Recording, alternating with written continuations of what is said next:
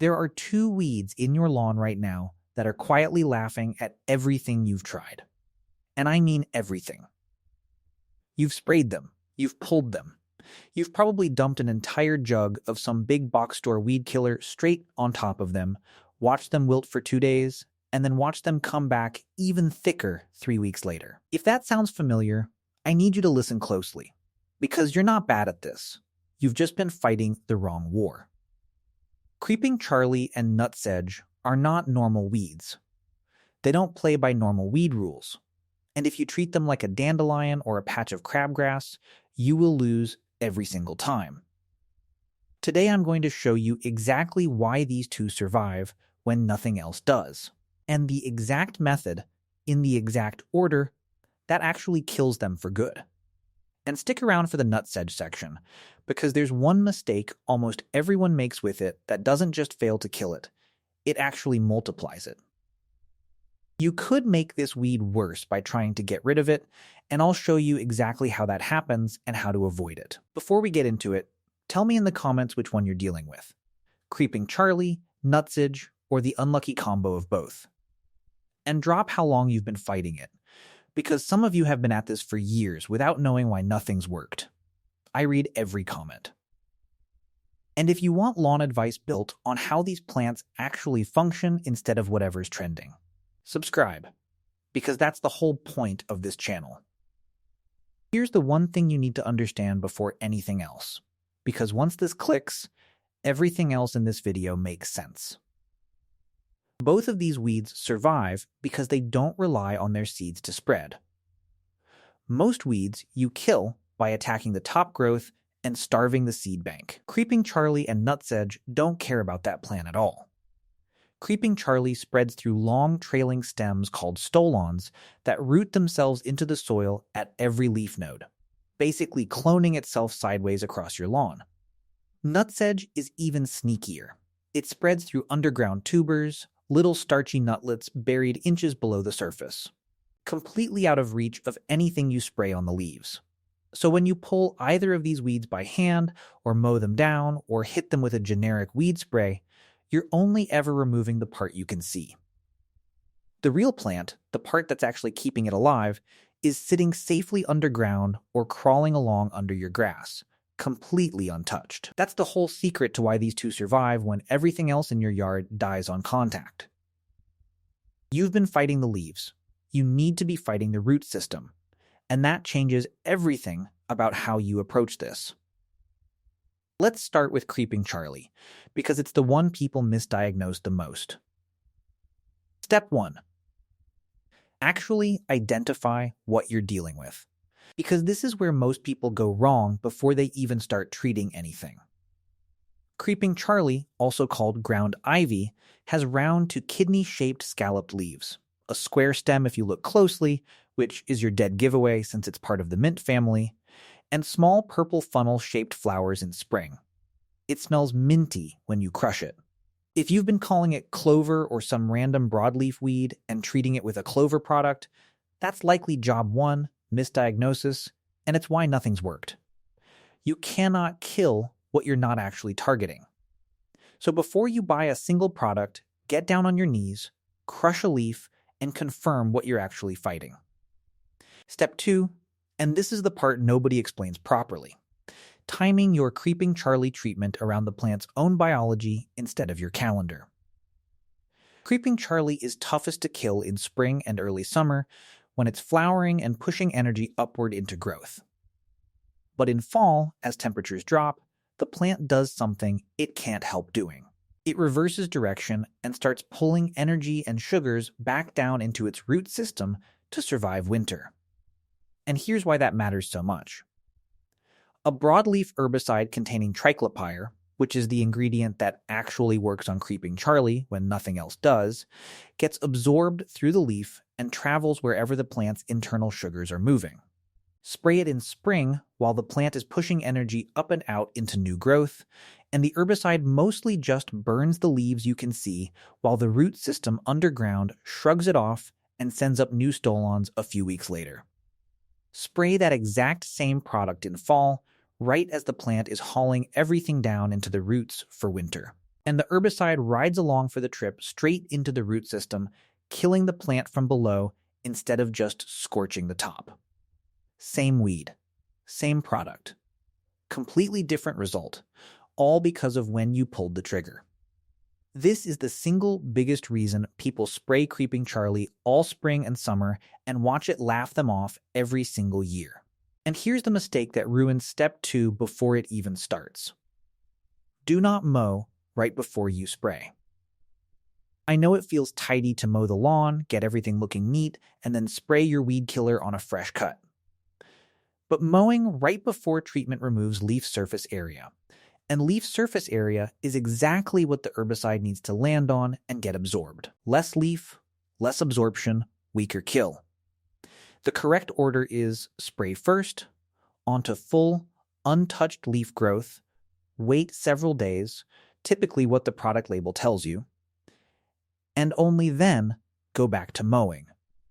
Get that order backwards, and you can cut your own treatment's effectiveness in half without even realizing it. Now let's talk about Nutsedge, because this is the one that genuinely trips up even experienced lawn owners, and it's the one where the biggest mistake actually backfires and makes things worse. Step 3. Understand that Nutsedge is not even technically a weed in the way you think. It's a sedge, not a grass, and not a broadleaf plant, which means it has a triangular stem you can actually feel if you roll it between your fingers, unlike grass which is round. It grows faster than your turf, so you'll see it shooting up in bright yellow-green spikes just days after mowing, sticking up above everything else like it's showing off. And because it's not a true grass or broadleaf, most standard lawn weed killers, the ones built to kill dandelions and clover, or the ones built to kill crabgrass, simply do not work on it. It shrugs them off completely, because it's not biologically built like either target. This is why so many people spray Nutsedge with everything in the garage and watch it not even flinch. You need a product specifically labeled for sedge control, with an active ingredient like halosulfuron, sometimes sold under sedge-specific weed killer names. Nothing else on your shelf is going to touch it. And here is the mistake I promised you, the one that doesn't just fail, it actually makes the problem worse. Pulling Nutsedge by hand. I know it feels productive. You see the spike, you grab it, you yank it out, and it feels like you won. But remember what we talked about with the survival strategy. Nutsedge spreads through underground tubers, and those tubers are connected in chains below the soil. When you pull the visible shoot, in a lot of cases you snap it off right above the tuber, leaving the tuber completely intact underground. And that tuber doesn't just survive. Getting disturbed and having its top growth removed can actually trigger it to send up multiple new shoots instead of just one, essentially splitting itself into more plants as a stress response. So you pull one Nutsedge spike out of pure satisfaction, and 2 weeks later, you've got 3 where there used to be 1. You didn't remove the weed. You woke it up and told it to multiply. This is exactly why so many people feel like they're losing a war against Nutsedge that only ever seems to grow no matter how much hand-pulling they do. The tubers are the whole plant. The spike you're grabbing is just the flag on top. Step 4.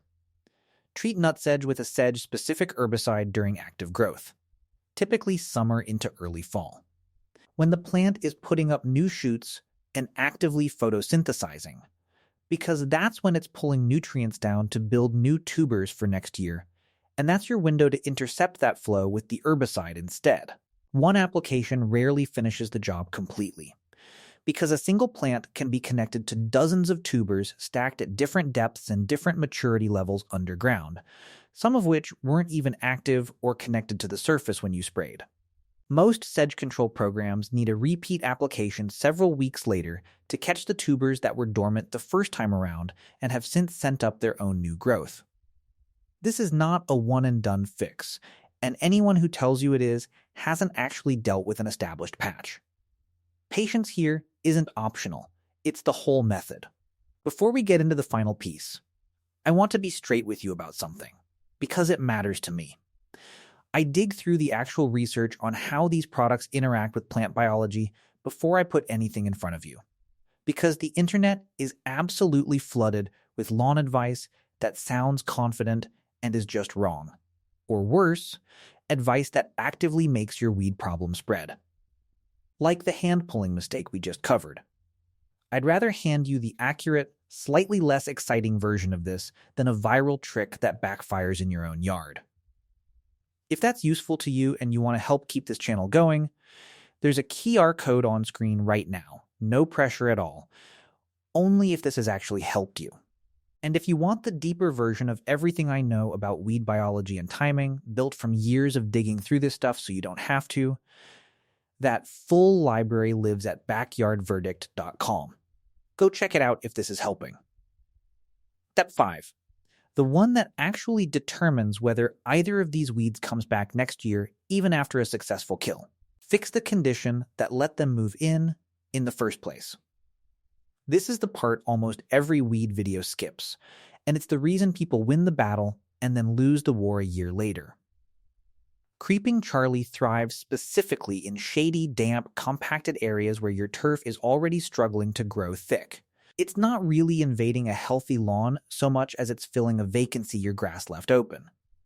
If you kill every visible trace of it but never address the shade or the compaction or the drainage issue underneath, you've just cleared a stage for the next Creeping Charlie plant, or something equally opportunistic, to walk right back onto. Nutsedge has its own version of this same trap. It specifically loves consistently soggy, poorly drained soil, which is why you'll often find it thriving in low spots, near downspouts, or in areas with a leaky irrigation zone that keeps the ground wetter than the rest of your lawn. Kill the nutsedge without fixing the drainage, and you have not solved anything long-term. You've bought yourself one season before those surviving tubers, and the new ones nearby take advantage of the exact same soggy conditions again.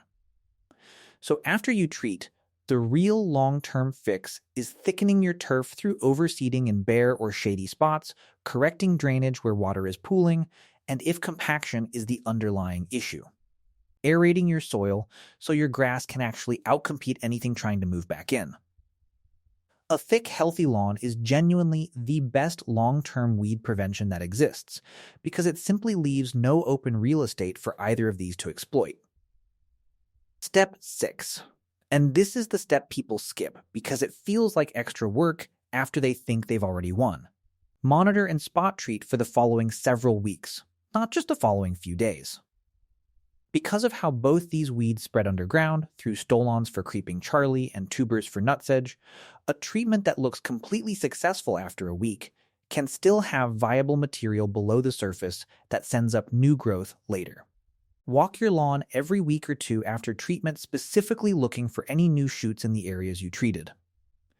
Catching a small regrowth early with a quick spot treatment is a 5-minute job.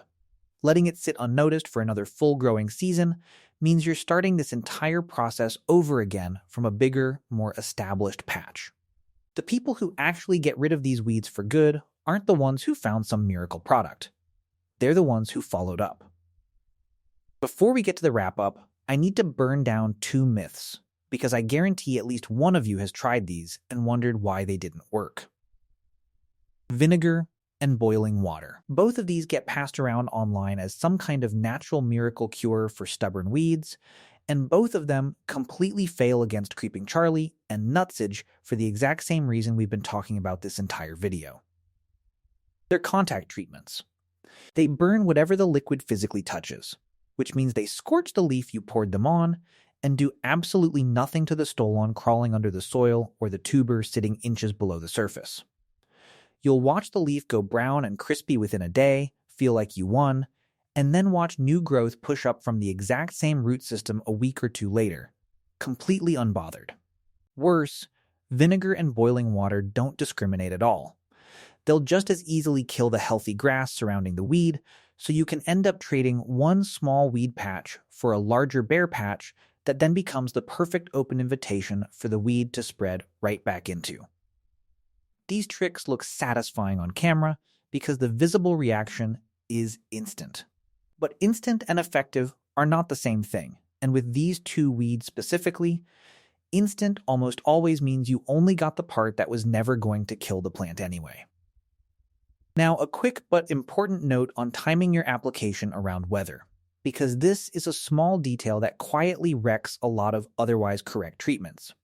Herbicides need time to be absorbed into the plant before rain washes them off the leaf surface, so check your forecast and give yourself at least a full day, ideally two, of dry weather after you spray. Spraying right before a storm rolls in is essentially pouring money down the drain. On the flip side, avoid spraying during periods of extreme heat, generally above the mid-80s, because plants under heat stress partially shut down their normal absorption processes to conserve water, which means the herbicide sits on the leaf without ever making the trip down to the root system you're actually trying to hit. The ideal conditions are a mild day, no rain in the immediate forecast, and a plant that's actively growing rather than one that's wilted or stressed. Get the weather window right, and you dramatically increase how much of that product actually reaches the roots instead of evaporating or washing away for nothing. And one safety note that matters just as much as the biology. If you've got kids or pets using the lawn, always read and follow the label's specific re-entry period. The amount of time you need to keep everyone off the treated area until it's dry and safe. It's usually just a matter of hours, but skipping this step isn't worth the risk, and it's one of the easiest parts of the entire process to get right if you just actually read the label instead of assuming. So let's pull this whole plan together, because when you see it laid out in order, it stops feeling overwhelming and starts feeling like a checklist.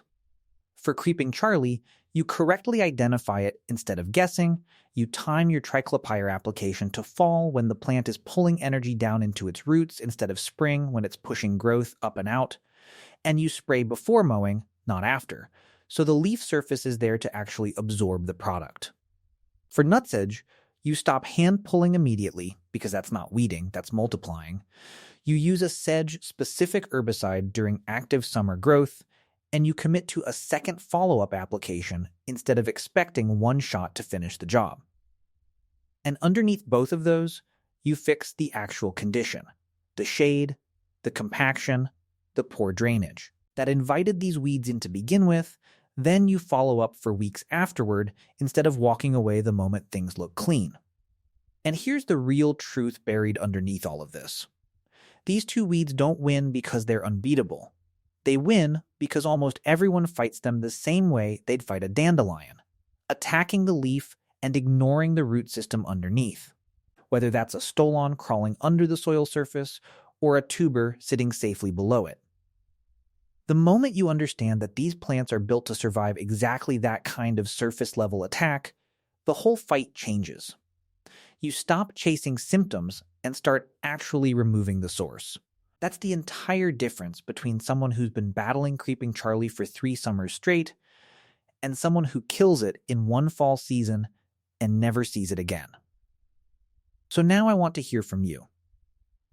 Which one is currently winning in your yard, and how long has it been going on? Tell me in the comments, because knowing what's actually worked and what's backfired in real yards helps everyone reading this more than any product label ever will. If you've made the hand-pulling mistake with Nutsedge and watched it multiply, say so, because that lesson alone will save someone else an entire summer of frustration. And if this finally explained why nothing you've tried has worked, hit that like button, because it genuinely helps this reach the people still fighting these two weeds with the wrong approach. Share it with whoever you know has given up and just started mowing around their patch of Creeping Charlie because they assume it's unbeatable. It isn't. It just needed the right method at the right time. And remember, everything I've learned about weed biology and timing over the years is sitting there waiting for you at backyardverdict.com. Thanks for watching, and I'll see you in the next one.